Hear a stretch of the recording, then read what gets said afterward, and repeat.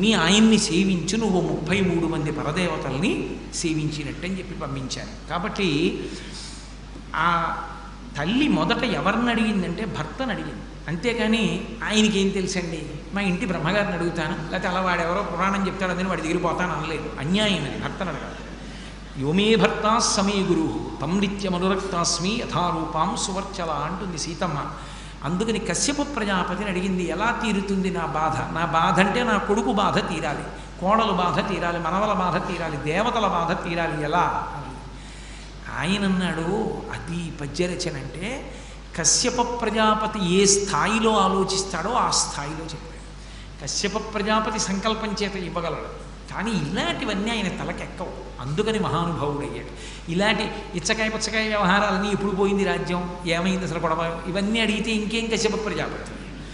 ఆయన బుద్ధి భగవంతుడి మీద ఎందుకు వచ్చిన గొడవలు ఇవన్నీ, నాకు హాయిగా ఏదో అనుష్ఠానం చేసుకోక అనుకునేవాడు. ఆయన అన్నాడు, భగవంతున్ పరమున్ జనార్దనున్ కృపాపారీణు సర్వాత్మకున్ జగదీశున్ శ్రీహరి సేవ చేయుమతడం సంతుష్టిని పొంది నీకకు ఇష్టార్థములెల్లనిచ్చు అఖిలార్థావ్యాప్తి చేకూరిడిన్ భగవత్సేవల పొందరాది బహు సౌభాగ్యంబులం ప్రేయసి.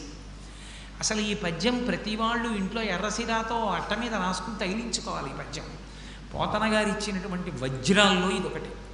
భగవంతున్ పరమున్ జనార్దనున్ కృపాపారీణు సర్వాత్మకున్ శ్రీహరి సేవ చేయుమతడం సంతుష్టుని పొంది నీకేమిటి నాకేమిటి, లోకంలో ఎవరి కోరికైనా తీర్చగలిగినటువంటి వాడు జగద్రక్షకుడు శ్రీమన్నారాయణుడు ఒక్కడే, విష్ణు రక్షకుడు. కాబట్టి ఆయన్ని సేవించవమ్మా. నన్ను అడిగావు భర్తని, నేను మార్గం చెప్పాలి, నేను చెప్తున్న మార్గం ఇంతే, విష్ణువుని సేవించు. ఆ విష్ణువు అనుగ్రహించాడా, అఖిలార్థావ్యాప్తి చేకూరిడిన్. ఈ కోరిక ఏమిటి, ఏ కోరికలైనా తీరుతాడు. ఈ కోరికే కాదు, ఏ కోరికైనా తీర్చగలది ధార్మికమైనప్పుడు. నీ బిడ్డల గురించి నువ్వు ఏడవడం తప్పేం కాదు, అది ధార్మికం. కాబట్టి ఆయన గురించి ప్రార్థన చేయి, ఆయన అనుగ్రహిస్తాడు. భగవత్సేవల పొందరాది బహు సౌభాగ్యంబులం ప్రేయసి. ఇది ఆయన వేసిన ప్రశ్న. నీకు సౌభాగ్యం కావాలా, బిడ్డలు కావాలా, సంతోషంగా ఉందాం అనుకుంటున్నావా, భగవంతుని యొక్క సేవని మాత్రం విస్మరించకు. భగవంతుని సేవని ప్రధానంగా పెట్టుకుని జీవితాన్ని నడుపుకోవడం నేర్చుకో. నీకు కావలసిన వాటిని ఇవ్వడంలో పరమేశ్వరుడు ఎప్పుడూ పరాకు పడడం. అదొక్కటి విడిచిపెట్టి మిగిలినవన్నీ పట్టుకున్నావా పాడవుతావు. కాబట్టి భగవంతుణ్ణి సేవించడం మొట్టమొదటి నేర్చుకో. ఈ దేశంలో ఫెర్టిలిటీ సెంటర్స్ పెరిగిపోవడం, సంతాన సాఫల్య కేంద్రాలు వీధికోటి రావడం ఎప్పుడు ప్రారంభమైందో తెలుసా? పెళ్ళవగానే క్షేత్రానికి వెళ్ళి దర్శనం చేసుకోవడం మానేసి హనీమూన్ అన్న పశ్చిమ దేశాల సంస్కృతి వచ్చి విహారయాత్రలని చెప్పి భోగం కోసం తిరగడం మొదలెట్టిన తర్వాత సంతాన సాఫల్య కేంద్రాలు ఎక్కువయ్యాయి. పెళ్ళవగానే క్షేత్రానికి వెళ్ళి పరమేశ్వరుణ్ణి సేవించి ఇంటికి వచ్చి వెంకటేశ్వర దీపారాధన చేసి ప్రసాదం ఇచ్చి చక్కగా దాంపత్యం నెరపిన నాడు పండంటి బిడ్డల్ని ఎత్తుకున్నారు. ఒక 15 సంవత్సరాల క్రితం ఇన్ని లేవు. ఇప్పటికీ దక్షిణ దేశంలో కేరళ కర్ణాటక రాష్ట్రాలకు వెళ్ళండి, వివాహం అవగానే ఎలా ఉండాలో అలా ఉన్న వాళ్ళకి కర్ణాటకలో కానీ కేరళలో కానీ ఇన్ని ఫెర్టిలిటీ సెంటర్స్ లేవు. ఆంధ్రదేశంలోనే ఎక్కువయ్యాయి. మెట్ట వేదాంతం ఎక్కువైపోయింది ఆంధ్రదేశంలో, ఇవి కూడా ఎక్కువ. కాబట్టి ఆ భగవంతుణ్ణి సేవిస్తే నీకు దొరకని సౌభాగ్యం ఉంటుందా అమ్మా? కాబట్టి భగవంతున్ పరమున్ జనార్దనం కృపాపారీణు సర్వాత్మకున్ జగదీశున్ శ్రీహరి సేవ చేయుమతడం సంతుష్టిని పొంది నీకకు ఇష్టార్థములెల్లనిచ్చు అఖిలార్థావ్యాప్తి చేకూరిడిన్ భగవత్సేవల పొందరాది బహు సౌభాగ్యంబులన్ ప్రేయసి. ఓ ప్రేయసి, భగవంతుని సేవ వలన ఏమి పొందలేవు, కాబట్టి చెయ్యి. అలాగే చేస్తాను, కానీ నాకు ఏదైనా ఒక వ్రతం చెప్పండి, ఏం చేయమంటారో? ఒక వ్రతము కల్పము అంటే ఋషి ప్రోక్తం. ఇది ఇలా చేస్తే ఈశ్వరుడు అనుగ్రహిస్తాడు అని ఋషి చెప్తాడు. సత్యనారాయణ వ్రతం అంటే కల్పం. సత్యనారాయణ వ్రతం ఎలా చెయ్యాలో ఋషులు చెప్పారు, అలాగే చెయ్యాలి. 5 కథలు మాకు బట్టి వచ్చేసాయండి, అవే కథలా కొత్తవి చదువుకోకూడదు అంటే ఒక్కనాటికి చదవకూడదు. నీ చిత్తం కాదు, నీ ఇష్టం కాదు, పేర్లు మార్చి కొత్త కథలు పెట్టి వ్రతాలు చెయ్యకూడదు. సత్యనారాయణ వ్రతం అంటే సత్యనారాయణ వ్రతమే, శ్రావణ శుక్రవారం వ్రతం అంటే శ్రావణ శుక్రవారమే.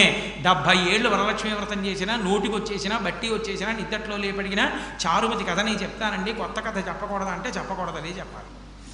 ఋషి ఏం చెప్పాడో అదే చెప్పాలి. కాబట్టి కల్పము అంటే ఎలా ఋషులు చెప్పారో అలాగే. అదేమిటండి మరి అంత అన్యాయమా? అంటే answer the 5 of the following అని క్వశ్చన్ పేపర్ ఇస్తే నాకు ఈ 5 తప్ప మిగిలిన 45 వచ్చండి అని రాస్తే వేస్తారా? 0 పెడతారు. నువ్వు పెట్టుకున్న విధానంలో ప్రశ్నాపత్రంలో అడిగిన ప్రశ్నలకు తప్ప మిగిలిన వాటికి జవాబు రాస్తే 0 మార్కులు వేసి ఇంటికి పంపిస్తున్నప్పుడు ఋషిప్రోక్తమైన కల్పాన్ని విడిచిపెట్టి చేసిన ఆరాధనలకు భగవంతుని యొక్క అనుగ్రహం కట్టబెట్టాలంటే ఎందుకు కట్టబెడతారు? కట్టబెట్టరు సరికదా, వ్యతిరేక ఫలితాలు వస్తాయి ఋషిని ధిక్కరించిన. కాబట్టి ఏదో ఒక కల్పాన్ని నాకు ఉపదేశం చేయండి. కల్పాన్ని ఉపదేశం చెయ్యడం అంటే రోగంతో ఉన్న రోగికి వైద్యుడు మందివ్వడం రండి. ఇలా ఆయన ఏం చెప్తాడు? ఆయనకి రోగం తెలియదు, బాధ చెప్తాడంతే. రోగి ఎప్పుడు ఏమిటోనండి ఇక్కడ డొక్కలో నొప్పి వస్తోంది అస్తమానం అంటాడు. డొక్కలో నొప్పి ఎందుకు వస్తోందో అని డాక్టర్ గారు అడగకూడదు. ఎందుకు వస్తోందో ఆయన కనిపెట్టారు. కనిపెట్టి ఇది వేసుకోవాలి అని మందిస్తాడు. ఆ మంది వేసుకుంటే తగ్గుతుంది. ఇది ఎలా పనిచేస్తుందండి, ఎలా లోపలికి పెడుతుందండి, అవన్నీ మనకు అనవసరం. ఆయన ఇచ్చాడు, నువ్వు వేసుకోవడం విశ్వాసం. గురువు కూడా అంతే. ఏ కల్పం నన్ను పాటించమంటారు? ఈశ్వర కృపకు. ఆయన పయోభక్షణము అని ఒక వ్రతం చెప్పాడు. ఏదో ఫలానా సమయంలో తెల్లవారుజామున అడవి పంది యొక్క ముట్టితో పైకి తీసినటువంటి మట్టి ఒంటికి రాసుకొని స్నానం చేసి కొద్ది రోజుల పాటు 15 రోజులు ఎంతో నువ్వు ఈ వ్రతం చేసి నియమంగా శ్రీ మహావిష్ణువుని ఆరాధన చేస్తే ఆయన ప్రసన్నుడవుతాడు, ఆ కల్పాన్ని అలా పాటిస్తే. కాబట్టి నువ్వు ఆ వ్రతాన్ని అలా చెయ్యి. తప్పకుండా భర్త యొక్క అనుమతిని పొందింది. ఒక వ్రతం చేసేటప్పుడు భర్త యొక్క అనుమతిని పొంది చెయ్యాలి. ఇప్పటికే చూడండి, పురుషుడైనా అంతే. పెద్దలు ఎవరైనా ఉంటే పెద్దల యొక్క అనుమతి తీసుకుని చెయ్యాలి. నేను ఏదో నా మనవలు పుట్టారు, నా మనవలకి నామకరణం చేద్దాం అనుకుంటున్నాను అనుకోండి, మా గురువు గారిని అడగాలి. గురువుగారు నేను నామకరణం చేద్దాం అనుకుంటున్నాను ఫలానా రోజున, మీరు అనుగ్రహించి శుభం భూయాత్ అంటే కార్యక్రమాన్ని ప్రారంభం చేస్తాను, చేసుకో నా గురువుగారు, శుభం భూయాత్ చేయరా నాయన అన్నారనుకోండి, మంగళం మహత్వం. మా గురువుగారి అనుగ్రహంతో ప్రారంభమైపోయింది. అంతే తప్ప మీరన్నీ నిర్ణయం చేసుకుని అన్నీ అయిపోయిన తర్వాత గురువుగారు మీ పేరు వేసుకోనా అండి అని అనుకో. గురువుగారు పేరు వేసుకోవడం ఏంటి? గురువుగారు కార్డు మీద పేరు కోసం వెంపర్లాడిపోతున్న పిచ్చాడేం కాదు. గురువుగారి అనుమతి తీసుకుంటే నీకు సంస్కారం. అంతేగాని కార్డు మీద పేరు ఎందుకు? కార్డు మీద పేరు ఉన్నా లేకపోయినా ఆయనకేం దాని గురించి వెంపర్లాట ఏం లేదు. గురువుగారు అంటే అలా గౌరవిస్తే గురువుగారికి ఏం కొత్తగా ఒరిగిపోయింది ఏం లేదు, నీకు రక్షణ. కాబట్టి ఆయన ఎలా చెప్పారో అలా ప్రారంభం చేసింది.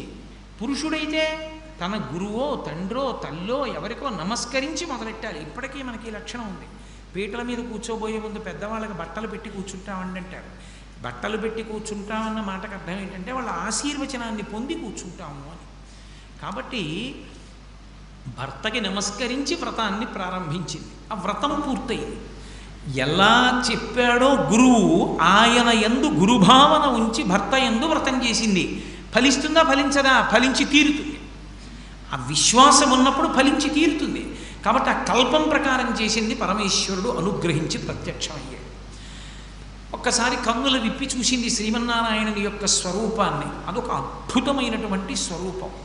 అసలు ఆయన యొక్క రూపాన్ని చూసేటప్పటికీ ఎవరికీ కూడా అసలు నోటి వెంట మాట రాదు, నిరుత్తూరులై అలా ఉండిపోతారు.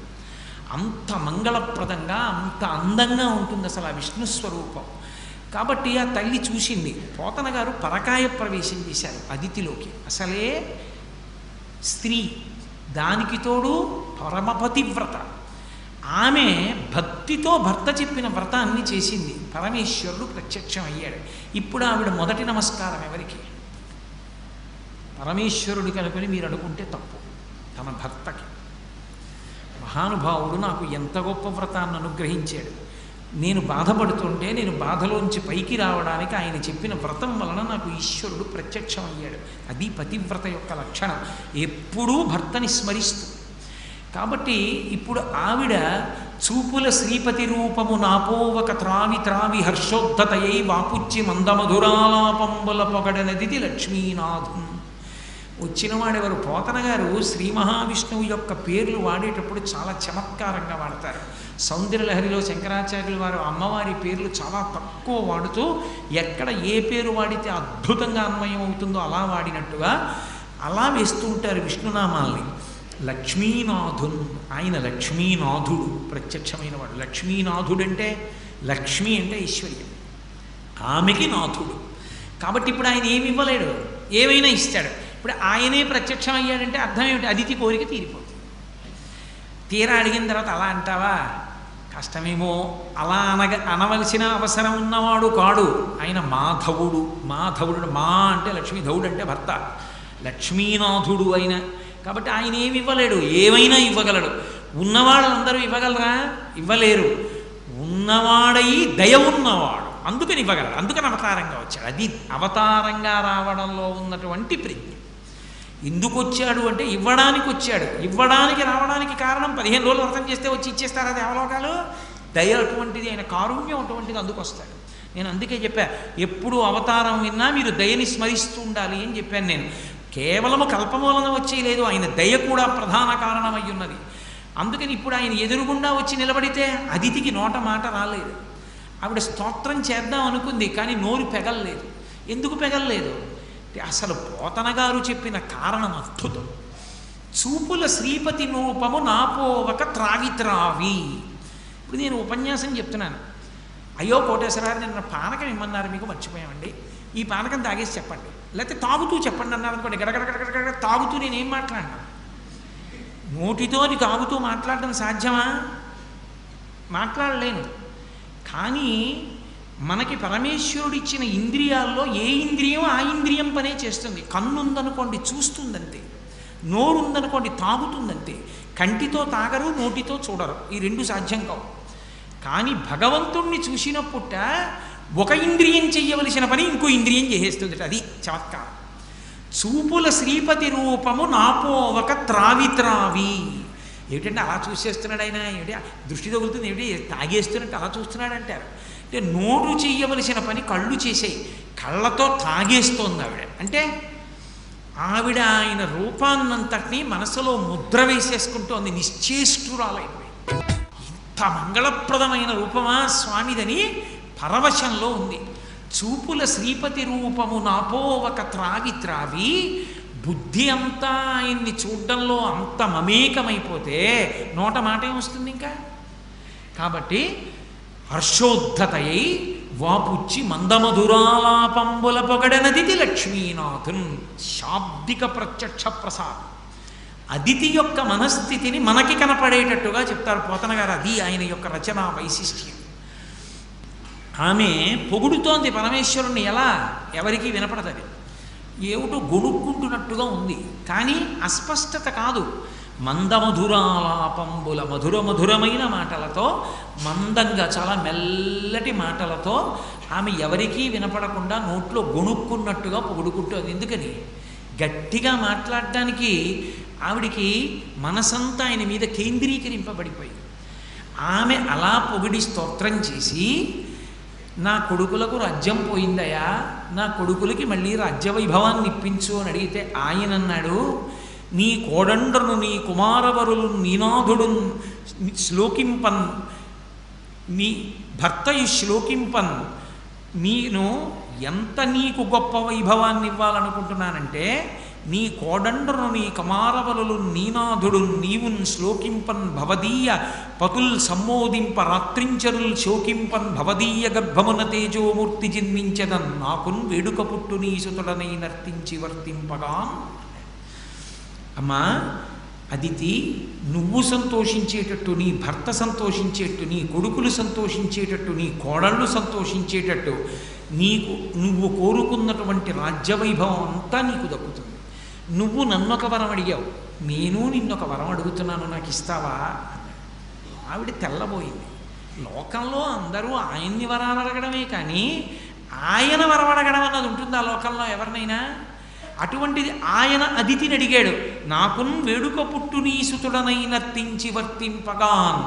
అమ్మ, నాకు నీ కొడుకునై పుట్టాలని కోరికగా ఉందమ్మా, నీ ఒళ్ళో ఆడుకోవాలనుంది, నువ్వు ఒరే ఇలా రా అని పిలిచి నన్ను పట్టుకుంటే నిలబడాలనుంది, నీ కొడుకుగా పుట్టాలనుకుంటున్నానమ్మా, నీ గర్భవాసం చేసి నీ ఒళ్ళో ఆడుకోనా అని అడిగాడు.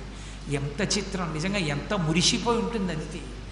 నీ కోడండ్రను నీ కుమారవరులు నీనాథుడు నీవును సంశ్లోకింపన్ భవదీయ మతుల్ సమ్మోదింప రాత్రించరుల్ శోకింపన్. రాక్షసులందరూ ఏడిచేటట్టుగా నీ కడుపున పిల్లాన్నై పుడతానమ్మా, పుట్టనా అని అడిగాడు. ఎందుకు అడగడం? ఆ కోరిక ఎందుకు? ఆవిడ అడిగిన కోరిక తీర్చేస్తే సరిపోదా? ఇందులో 2 రహస్యాలు ఇమిడి ఉన్నాయి. ఈశ్వరుడు సర్వజ్ఞుడు, ఆయనకు అన్నీ తెలుసు, మనకి తెలియదు. మనది కొంచెం సంకుచితం లేదా పరిమితం. మనకి గత జన్మ యొక్క విశేషాలు మనకి తెలిసి ఉండవు. కానీ భగవంతుని జీవుని యొక్క పాపపుణ్యములన్నింటినీ దృష్టిలో పెట్టుకుంటాడు. ఈ అదితి కశ్యపులు గత జన్మలో పృష్ణిగర్భుడు అనబడేటటువంటి దంపతులు. వాళ్ళిద్దరూ శ్రీకృష్ణ భగవానుడి గురించి, శ్రీ మహావిష్ణువు గురించి ఘోరమైన తపస్సు చేస్తే పరమేశ్వరుడు ప్రత్యక్షమయ్యాడు. ఏం కావాలని అడిగాడు. ఆమెకు అప్పటికి బిడ్డలు లేరు. నాకు మోక్షం కావాలని అడగడం మానేసి నీలాంటి బిడ్డ కావాలని, నాలాంటి బిడ్డడు నేను తప్ప వేరొకడు లేడు. కాబట్టమ్మా 3 సార్లు నీకు కొడుకుగా పుడతాను. 3 సార్లు కొడుకుగా పుడతానన్నవాడు పృష్ణి సుతపుడు అన్న దంపతులకి పృష్ణి గర్భుడు అన్న పేరుతో ఒకసారి పుట్టాడు. వాళ్ళే ఇప్పుడు అదితి కశ్యపులుగా వచ్చారు.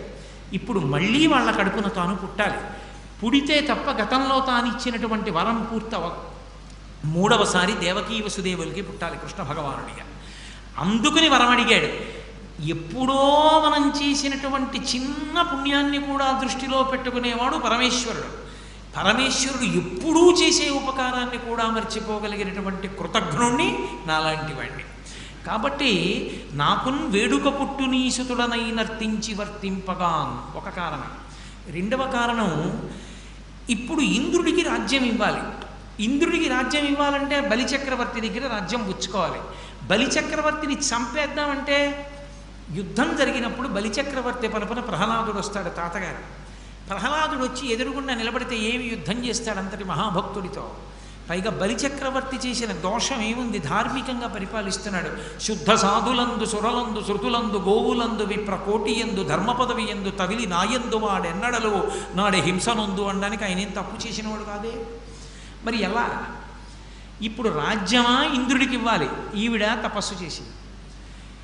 రాజ్యం ఇంద్రుడికి ఇద్దామంటే బలిచక్రవర్తి దగ్గర పుచ్చుకోవడానికి బలిచక్రవర్తితో యుద్ధం చేయడం, చంపేయడం తేలిక. కానీ ఏ కారణానికి చంపాలి? అలాగని ఇంద్రుడికి ఇవ్వకపోతే ఈవిడ చేసిన తపస్సు ఏమైపోతుంది? పైగా తాను కొడుకుగా రావాలి, వచ్చి తీరాలి, వచ్చి ఇప్పుడు ఈ ఉపకారం చెయ్యాలి. కాబట్టి ఆయన రెండిటికీ మధ్య మార్గంగా ఏం చేశాడంటే, కశ్యప ప్రజాపతి అదితి బ్రాహ్మణ కుటుంబం కనుక నీ కడుపున పుడతానన్నాడు. ఇప్పుడు కడుపున పుడితే బ్రహ్మచారి అవుతాడు ఉపనయనం చేస్తే. బ్రహ్మచారి అయితే భిక్ష తీసుకునే అధికారం వస్తుంది, భిక్షాటన చెయ్యొచ్చు. భిక్షాటన చేస్తే బ్రహ్మచారికో అధికారం ఉంటుంది. ఇళ్ల ముందుకు వెళ్ళి గురువుగారు వెళ్ళి భిక్షాటన చేసి పట్టారంటే భవతి భిక్షాందేహి అని నిలబడతాడు. ఆశ్రమాల్లో 2 ఆశ్రమాల వాళ్ళే భిక్ష స్వీకరించాలి. ఒకడు బ్రహ్మచారి, ఒకడు సన్యాసి. వాళ్ళిద్దరికే భిక్ష తీసుకునే అధికారం. కాబట్టి భవతి భిక్షాందేహి అని పుచ్చుకోవచ్చు బ్రహ్మచారి. కాబట్టి ఇప్పుడు యుద్ధం చెయ్యక్కర్లేదు. బలిచక్రవర్తి దగ్గరికి వెళ్ళి బ్రహ్మచారిగా భిక్షాందేహి అంటే ఏం కావాలంటాడు. అన్నీ ఉన్నవాడినన్న అతిశయం ఒకటి రాక్షస శరీరంలో ఉండడం వల్ల ఉండిపోయింది కదా. ఏం కావాలంటాడు. అబ్బే ఏముంది 3 అడుగులు అంటే, 3 అడుగులు ఏమిటి, ఇంకా అడుగు అంటాడు. అక్కర్లా 3 అడుగులు చాలు, పుచ్చుకో అంటాడు. 2 అడుగులతో 2 ఆకాశం భూమి కొలిచి 3వ అడుగు ఎక్కడ పెట్టనని ఆయన తల మీద పెట్టేస్తే రాజ్యం వచ్చేసింది. ఇంద్రుడికి ఇచ్చేసి బలిచక్రవర్తితో యుద్ధం లేదు, ప్రహ్లాదుడితో యుద్ధం లేదు. తేలికగా ఇంద్రుడికి రాజ్యం ఇచ్చి మరి బలిచక్రవర్తి పరిస్థితి ఎలా అనుగ్రహించాలో పరమేశ్వరుడికి తెలుసు. ఇంత ధర్మాన్ని దృష్టిలో పెట్టుకుని తన భక్తులైనటువంటి వాళ్ళని తాను చెనకలేక, తన భక్తులైన వాళ్ళు చేసిన తపస్సుకి వాళ్ళ కోరిక తీర్చకుండా ఉండలేక, అఖిలాండ కోటి బ్రహ్మాండ నాయకుడైన పరమేశ్వరుడు భిక్షాటనానికి సిద్ధపడ్డాడు. ఇది ఆయన ఔదార్యం, ఇది ఆయన దయ. ఇంతటి దయామూర్తి అయినటువంటి పరమేశ్వరుడు ఎవరికి ఏమి ఇవ్వలేడు. ఎందుకు ఇవ్వడు? అందుకే ఒక అవతార స్వీకారమునకు దయ ప్రధానమై ఉంటుంది అనడానికి కారణం అక్కడుంది. అందుకని ఎప్పుడు ఎక్కడ అవతారం స్వీకరించాలో అలా వస్తాడు తప్ప ఆయన ఏదో ఇలా మత్స్యమూర్తి అవ్వడానికి ఏ కారణం లేకుండా ఉత్తినే చేప అయిపోవడం, ఏదో సృష్టి పరిణామం చెప్పడానికి చేప అయిపోవడం, సృష్టి అయింది అది చెప్పడానికి ఆయన చేప కప్ప అవడం ఎందుకు? అవన్నీ కాదు అర్థాలు. అవతార స్వీకారం చెయ్యడానికి ప్రబల కారణమేమి అంటే దయ. అప్పుడు ఉన్న పరిస్థితికి పరిష్కారానికి ఉపయుక్తమైన శరీరమునందు ప్రవేశం. కాబట్టి ఇప్పుడు అమ్మా నేను నీ కడుపున పుడతానన్నాడు. ఆవిడ ఎంతో సంతోషపడిపోయింది. తప్పకుండా నాయనా, నాకు కొడుగ్గా నువ్వు పుడితే అంతకన్నా ఆనందమా? తప్పకుండా పుట్టవా. ఒకరోజు కశ్యప ప్రజాపతి యొక్క తేజస్సుగా ఆవహించాడు. కశ్యప ప్రజాపతి యొక్క తేజస్సు అదితిలోకి ప్రవేశించింది. అదితి గర్భిణి అయింది. రవి మధ్యాహ్నమునంచరింప గ్రహ తారాచంద్ర భద్రస్థితిన్ శ్రావణ ద్వాదశి నాడు శ్రోణనభిజిత్ సంజ్ఞాత లగ్నంబునన్ భువనాధీశుడు పుట్టె వామనగతిన్ పుణ్యవ్రతోపేతకున్ దివిజాధీశ్వరు మాతకున్ పరమ పాతివ్రత్య విఖ్యాతకున్. అసలు పోతన గారు ఆ అవతారానికి ఎంత పొంగిపోయారో, అసలు ఆ ఘంటం ఎలా కదిలిందన్నదానికి ఈ పద్యం సాక్ష్యం. అందుకే విశ్వనాథ వారంత పొంగిపోయారు ఈ పద్యాలకి. ఆయన రవి మధ్యాహ్నమునంచరింప గ్రహ తారాచంద్ర భద్రస్థితిన్ శ్రావణ ద్వాదశి నాడు శ్రోణనభిజిత్ సంజ్ఞాత లగ్నంబునన్. శ్రావణ ద్వాదశి నాడు మిట్ట మధ్యాహ్నం 12 గంటలకి అభిజిత్ లగ్నంలో ఆ మహానుభావుడైనటువంటి శ్రీ మహావిష్ణువు సంజ్ఞాత లగ్నంబునన్ భువనాధీశుడు పుట్టె వామనగతిన్.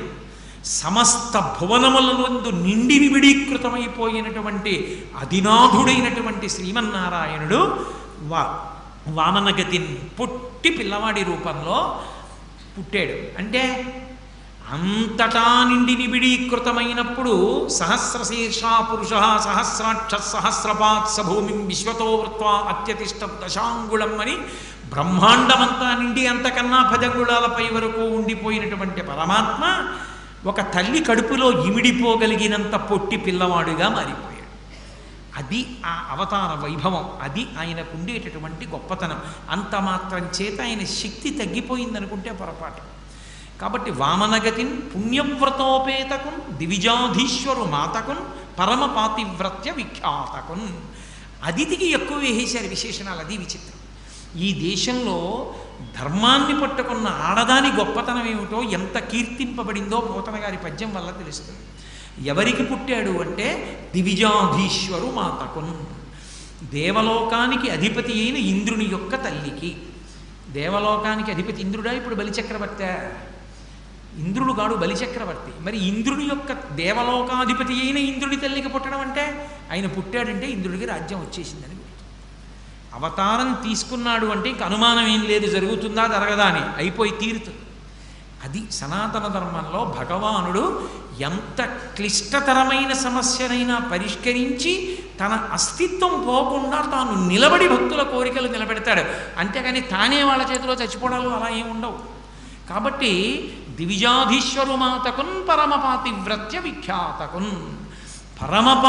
పరమపతివ్రత అయినటువంటి భర్తని నిరంతరము అనుసరించేటటువంటి అదితి యొక్క కడుపున పుట్టడానికి శ్రీ మహావిష్ణువు నిర్ణయం తీసుకుని ఆ శ్రావణ ద్వాదశి నాడు ఆయన జన్మించారు. అందుకే ఇప్పటికీ శ్రావణ ద్వాదశి మనం వామన జయంతి అని చేస్తూ ఉంటాం.